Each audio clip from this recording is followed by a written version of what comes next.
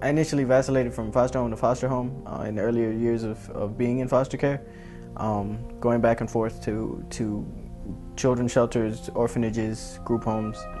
And I went through the system. You know, as a child for 12 years, I went through their system and I experienced the abuse. I was on drugs for 12 years, and what I found out was I didn't need them. I didn't feel like I needed them.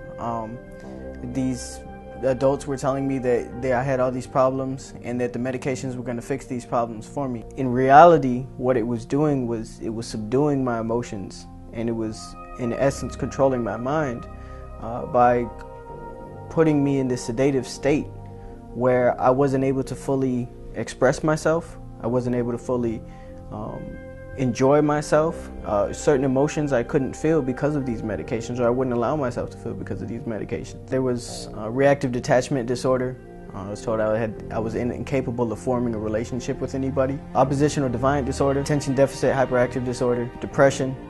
When they told me that, you know, I just believed it. And growing up, it was with that understanding of that's all I had been told, was that there was something wrong with me. Over a period of time, as I would transition from facility to facility, every time I would go into a new one, I would sit before a different doctor and they would prescribe me different drugs and give me a different diagnosis. When I turned 18, I told the doctor, I said, you know, I don't have to be on these medications anymore. Legally, I have the right to go off of them, and I don't want to take them anymore. I experienced a whole new type of me, a whole nother side of me that I loved, that I enjoyed. I had fun, I enjoyed myself, I felt emotions that I hadn't felt previously. Once I took off the label of ADHD, of depression, of reactive detachment disorder, once I removed those labels, you know, I was able to choose what I wanted to be for myself. I decided that I wanted to be an advocate for youth who were in the foster care system, because going through the foster care system myself, I experienced a lot of things that should not have happened.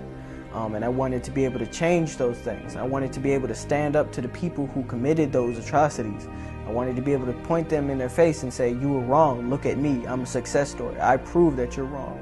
It's tragic that you identify a child and you allow that identity of a child being attention deficit disorder, oppositional defiant, or reactive detachment disorder, all these other negative stigmas. It's a travesty that you tell them it and that they believe that.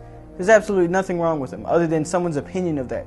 And it's not an opinion that's based off of science or information. It's an opinion based off theory of what they believe in their, you know, who are they to tell us, you know, something is wrong with them. I wanted to be able to help those kids who are in foster care, who aren't able to speak out.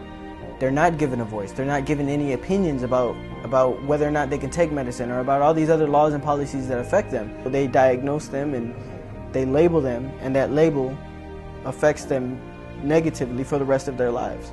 And I travel statewide to talk to youth who are in the system, disenfranchised youth who are going through the same predicaments that I went through. I'm creating change on a scale that is a colossal scale. For the psychiatrists and the people who told me that something was wrong with me, who said that I wouldn't be able to function without this medication, and that the medication was going to fix me because I was a problem or I had a problem, you're wrong. Simple and plain as that. You're wrong, and I've proven that.